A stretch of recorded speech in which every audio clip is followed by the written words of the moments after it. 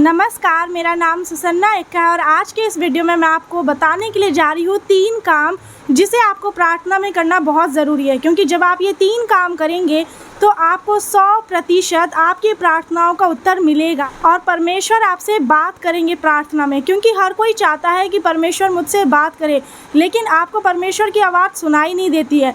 तो आखिर ऐसा क्या करें जिससे कि परमेश्वर की आवाज़ को आप प्रार्थना में सुन पाए और आप समझ पाएंगे कि आपको करना क्या है। क्योंकि परमेश्वर आपको गाइड करेंगे, वो आपको बताएंगे। तो इसलिए आप इस वीडियो को पूरा ज़रूर देखिएगा। अगर आप मेरे चैनल पर पहली बार आए हैं तो ज़रूर सब्सक्राइब करिएगा। चलिए इस वीडियो को शुरू करते हैं।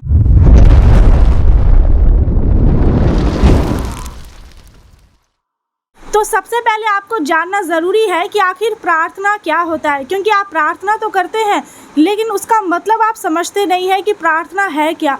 जब आप प्रार्थना करते हैं तो यहोवा परमेश्वर से आप प्रार्थना करते हैं, उनसे बातें करते हैं। तो ये एक तरह का कॉन्वर्सेशन होता है। लेकिन आपको लगता है कि नहीं, प्रार्थना करना एक फॉर्मेलिटी की तरह से होता है, फिर 2 घंटे करना है, 3 घंटे, आप एक नियम बना लेते हैं। लेकिन प्रार्थना का मतलब ये नहीं है। प्रार्थना का मतलब है कि परमेश्वर से बात करना, यीशु मसीह के नाम से प्रार्थना करना, पवित्र आत्मा के द्वारा। क्योंकि जब आप प्रार्थना करते हैं और अगर इस तरह से सोचते हैं कि नहीं, जो बाइबल में लिखा है बस बोल देना और हट जाना है, तो ये सही तरीका नहीं है। क्योंकि जब आप सही तरीके से प्रार्थना करेंगे, जो तरीका बाइबल के अनुसार है, तभी आपकी प्रार्थनाओं का उत्तर आपको मिलेगा और परमेश्वर आपकी प्रार्थना को सुनेंगे। दूसरी बात की प्रार्थना क्यों की जाती है। प्रार्थना इसलिए करना ज़रूरी है कि ये परमेश्वर की आज्ञा है। जब परमेश्वर ने अपने इकलौते पुत्र यीशु मसीह को इस पृथ्वी पर भेजा आपके लिए, मेरे लिए, तो यीशु मसीह ने भी प्रार्थना किया पिता से। इसका मतलब देखिए कि प्रार्थना करना कितना ज़रूरी है। जब आप प्रार्थना करते हैं तो प्रार्थना आपको परमेश्वर से जोड़ती है और प्रार्थना करने से आपका आत्मिक उन्नति होता है, आप आगे बढ़ पाते हैं, आप अपने जीवन में वो सारे निर्णय ले पाते हैं जिसमें आपको परेशानी आ रही होती है लेने में, और वो सारी परेशानी आपकी दूर होती है, आप आगे बढ़ पाते हैं। और भी बहुत सारी चीज़ें आपको देखने को मिलेंगी। जब आपका जीवन एक प्रार्थना का जीवन होता है तो आपके आसपास के जो लोग होते हैं, आपकी जो परिस्थितियाँ होती है, वो किस तरह से बदल जाती है, आपको पता चलेगा जब आप प्रार्थना करना शुरू करेंगे। लोग प्रार्थना नहीं करते क्योंकि उन्हें पता ही नहीं है कि आखिर सही तरीका क्या है प्रार्थना करने का। तो आपको जो प्रार्थना करना है वो बाइबल के वचन के अनुसार करना है। और इसलिए आज मैं 3 काम ऐसे बताऊंगी जो आपको प्रार्थना में करना बहुत ज़रूरी है, जो बहुत सारे लोग नहीं करते हैं। आपको लगता है कि जो बस आया, बोल दिया और हट गए। एक फॉर्मेलिटी की तरह आपका प्रार्थना नहीं होना चाहिए। जैसे काफ़ी लोग सोचते हैं 1 घंटा प्रार्थना करें, 2 घंटा, जो लंबी हो प्रार्थना, ऐसी प्रार्थना परमेश्वर नहीं सुनते हैं। क्योंकि परमेश्वर को इससे मतलब नहीं कि आप कितना देर प्रार्थना कर रहे हैं। लेकिन अगर आपका मन ही परमेश्वर से दूर है तो कोई फ़ायदा नहीं है आपके प्रार्थना का। तो इसीलिए आपको ध्यान रखना है। क्योंकि जो फरीसी लोग थे वो भी काफ़ी लंबा देर प्रार्थना करते थे, बहुत सारे शब्द अपनी प्रार्थनाओं में बोलते थे। उनको लगता था कि ऐसे करके उनकी प्रार्थना सुनी जाएगी, उनकी प्रार्थना स्वर्ग तक पहुंचेगी। लेकिन आपको पता है कि सच्चाई ये नहीं है। आप जब प्रार्थना करें तो आपका मन परमेश्वर की तरफ होना चाहिए। सिर्फ परमेश्वर को पता होना चाहिए कि आप उनसे क्या बोल रहे हैं। ये नहीं कि आप दुनिया वालों को सुनाएंगे, बहुत सारे शब्द बोलेंगे, मन नहीं कर रहा है फिर भी आप बोलते जा रहे हैं, ये सोच करके कि जो आप मांग रहे हैं वो आपको मिल जाए। तो ये सही तरीका नहीं है। क्योंकि आप प्रार्थना तो करते हैं, लेकिन अगर आपका सोच विचार ही गलत है, आपके इंटेंशंस गलत है, आपका मन परमेश्वर की तरफ है ही नहीं, आप बैठे तो हैं परमेश्वर के पास उनकी उपस्थिति में, लेकिन मन तो कहीं और है, तो इस तरीके से अगर आप प्रार्थना करते हैं तो कभी भी आपकी प्रार्थनाओं का उत्तर नहीं आएगा। तो चलिए आगे बढ़ते हैं। प्रार्थना में 3 काम जो सबसे ज़्यादा ज़रूरी है। पहला हम जानेंगे वचन के अनुसार, भजन संहिता 62 अध्याय उसका 8 आयत, साम चैप्टर 62 वर्स 8। इसमें लिखा है, हे लोगों, हर समय उस पर भरोसा रखो, उससे अपने अपने मन की बातें खोल कर कहो। आमीन। वचन में साफ लिखा हुआ है कि आपको अपने मन की बात को परमेश्वर के सामने खोल कर कहना है। लेकिन आप अपने मन की बात को दूसरों के सामने जाकर के खोलते हैं। आप अपने मन की बातों को अपने भाई बहनों से या फिर अपने दोस्तों के साथ, अपने परिवार के साथ शेयर करते हैं अपनी मन की बात को। लेकिन क्या आपने कभी सोचा है कि आप अपने मन की बात परमेश्वर को बताते भी हैं या नहीं?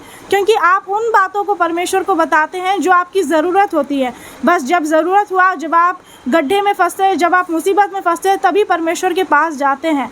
अच्छा वक्त में तो पूछते वैसे भी नहीं है, क्योंकि आपकी ज़रूरत सब पूरी हो जाती है। लेकिन कम से कम आप जब परमेश्वर के पास जाए तो आपके मन में जो है वो आपको परमेश्वर के सामने खोलकर व्यक्त करना है, बताना है। अगर आप परमेश्वर के सामने नहीं बल्कि दुनिया वालों के सामने अपना जो मन में आता है बोल जाते हैं, तभी आप जब परमेश्वर के पास जाकर प्रार्थना करने का सोचते हैं तो आपको शब्द नहीं मिलता, क्योंकि जो मन में था आपने दूसरों के सामने निकाल दिया है। तो इसीलिए आपको अपने मन की बात सिर्फ परमेश्वर के सामने खोलकर रखना है।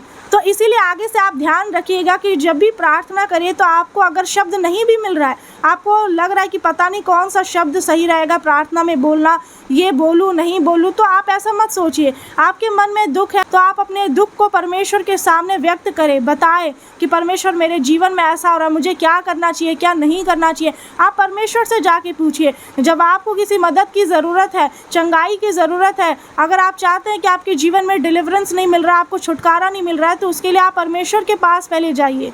तब आप डॉक्टर के पास या इंसानों के पास जहाँ जाना चाहते हैं आप जा सकते हैं। लेकिन आपको पता होना चाहिए कि अगर आप अपने जीवन में पहला स्थान देते हैं तो परमेश्वर के पास ही जाएंगे, क्योंकि जब आप उनके पास जाते हैं तो वो आपको कभी भी खाली हाथ वापस नहीं जाने देंगे।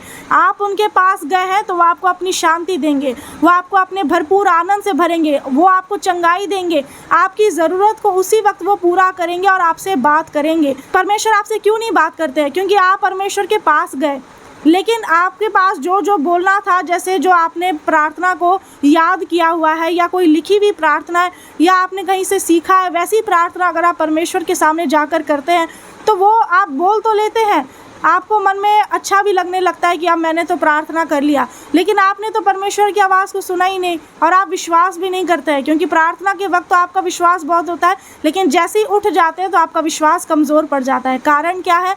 क्योंकि उस वक्त आपको लग रहा था कि जो रटा रटाया प्रार्थना था, जो लिखी हुई प्रार्थना, सब कुछ बोल दिया, अच्छे अच्छे शब्द का भी आपने इस्तेमाल किया, लेकिन आपने मन को परमेश्वर के सामने नहीं खोला है। इसलिए आपको अपने मन को परमेश्वर के सामने खोलने की ज़रूरत है। मैं आपको बताना चाहती हूँ कि आपका जो मन है, वचन में लिखा हुआ है कि मन सब वस्तुओं में से अधिक धोखा देने वाला है। सब चीज़ों में सबसे ज़्यादा आपका मन ही आपको धोखा देता है। लेकिन जब आप अपने मन को संसार की चीज़ों की तरफ नहीं लगाएंगे कि मुझे ये खाना है, ये पहनना है, यहाँ घूमना है, फिरना है, तो आपका मन अगर परमेश्वर की तरफ लगा रहेगा तब जाकर के आप आगे बढ़ पाएंगे। क्यों? क्योंकि आपने मन की बात परमेश्वर को बताई है और परमेश्वर आपके बताने से पहले ही जानते हैं, लेकिन वो चाहते हैं कि आप अपने मुंह खोल करके उनको पुकारें, उनसे बात करें, तभी वो आपसे बात करेंगे। क्योंकि आप तो अपनी बात बता करके चले जाते हैं, लेकिन आप वेट नहीं करते, आप इंतज़ार नहीं करते कि परमेश्वर भी आपसे बात करे।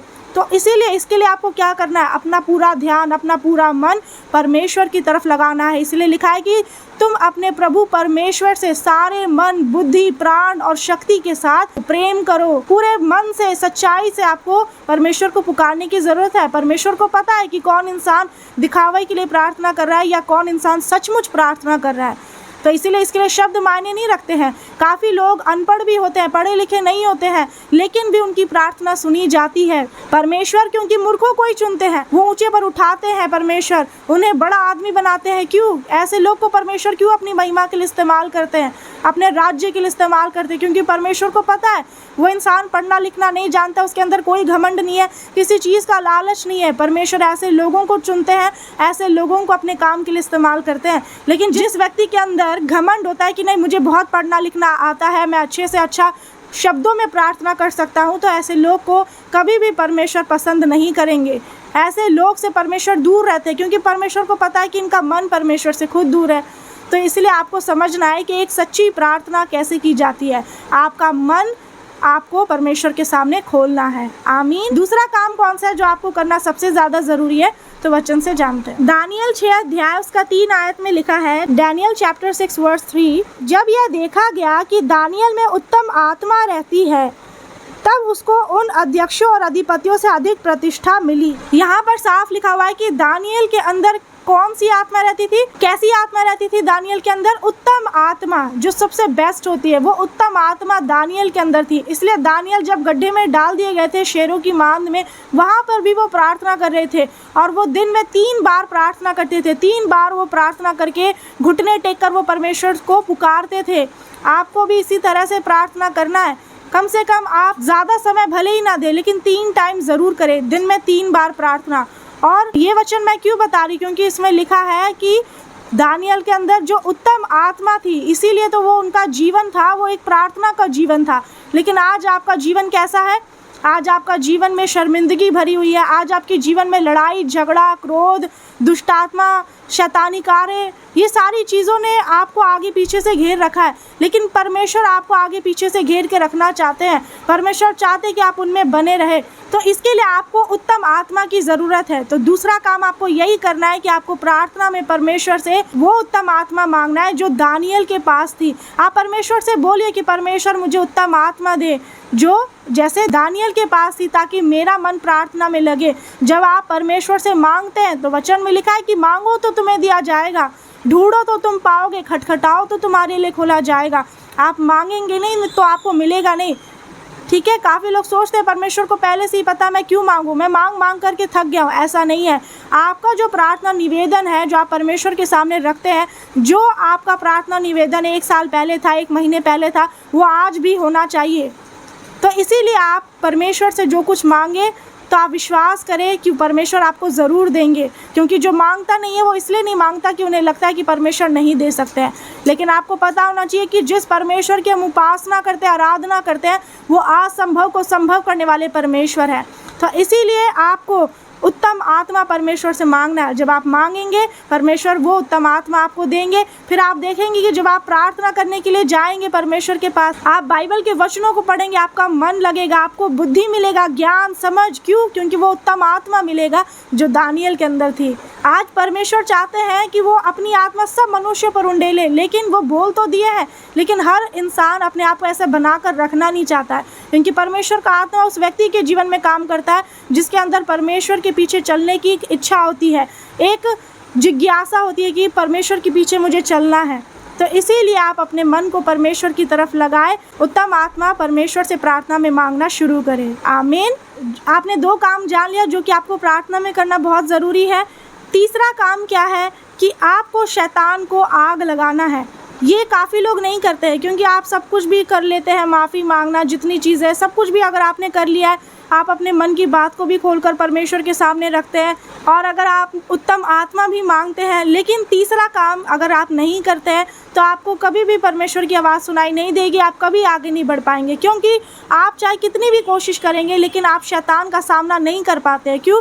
क्योंकि आप परमेश्वर के अधीन नहीं रहते हैं, आप वो नहीं करते जो परमेश्वर का वचन करने के लिए कहता है। तो जितनी बातें मैं आप लोगों को बता रही हूँ ये परमेश्वर के वचन में लिखा है। तो इब्रानियों 12 अध्याय उसका 29 आयत में क्या लिखा है? Hebrews chapter 12 verse 29। क्योंकि हमारा परमेश्वर भस्म करने वाली आग है। आमीन। साफ लिखा हुआ है कि हमारा परमेश्वर भस्म करने वाली आग है। परमेश्वर आग है, उनके आगे आगे आग चलती हुई उनके चारों तरफ द्रोहियों को भस्म कर देती है। तो इसीलिए आपको प्रार्थना में बोलना है कि मैं यहोवा की आग से जला देता हूँ शैतान को। आपको क्या बोलना है? कि मैं यहोवा की आग से शैतान को जला देता हूँ, जला देता हूँ, आग लगा देता हूँ, भस्म कर देता हूँ। क्योंकि हमारा परमेश्वर यहोवा भस्म कर देने वाली आग है। परमेश्वर आग है। आप परमेश्वर को इसलिए समझ नहीं पाते, जान नहीं पाते, क्योंकि आप बाइबल नहीं पढ़ते हैं। जब आप पढ़ेंगे आप परमेश्वर की शक्ति के बारे में जानेंगे, परमेश्वर के प्रेम के बारे में जानेंगे, और तभी आप आगे बढ़ सकते हैं, तभी आप उन कामों को कर सकते हैं, परमेश्वर की आज्ञाओं का पालन कर सकते हैं। तो इसीलिए आज से शैतान को आग लगाना शुरू करिए। बाकी फिर जो आपको वो शैतान घेर के रखता है, शैतान आपको गिराना चाहता है, दबा के रखना चाहता है, वो दबा नहीं पाएगा। क्योंकि परमेश्वर की आग, यहोवा की आग शैतान को जलाकर भस्म कर देगी। आमीन। तो इसीलिए आपको इस वचन के अनुसार प्रार्थना में करना है। अगर आपको इस वीडियो से कुछ जानने को मिला है तो मुझे ज़रूर कमेंट करके बताइएगा।